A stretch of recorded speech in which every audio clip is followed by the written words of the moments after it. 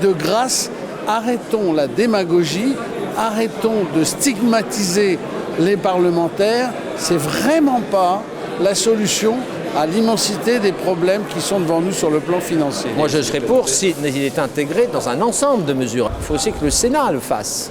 Vous voyez ? Donc il faut se coordonner avec le Sénat. Il faudrait aussi que tout l'exécutif le fasse, c'est-à-dire les ministres, secrétaires d'État, que tout le monde dise, tout le monde fait un effort. Et on montre à notre peuple notre désintéressement. Parce que moi, si je suis parlementaire, c'est pas pour m'enrichir. Sinon, je serais allé dans les affaires depuis plus de 30 ans. Nous sommes franchement bien en dessous de ce que gagnent de très nombreux cadres français.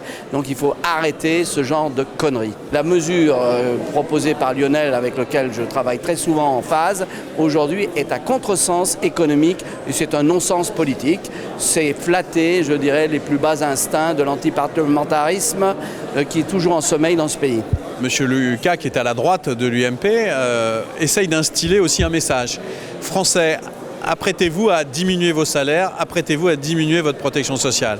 C'est moins les parlementaires qu'ils visent que les Français. Et donc de ce point de vue, je pense que c'est une proposition qui a un caractère très idéologique et très dangereux pour notre pays. Dans la période que nous vivons, qui est très dure, économiquement, socialement, il faut montrer que cet effort il est partagé et que l'exemple vient d'en haut. Moi je crois encore à cette idée que l'exemple vient d'en haut.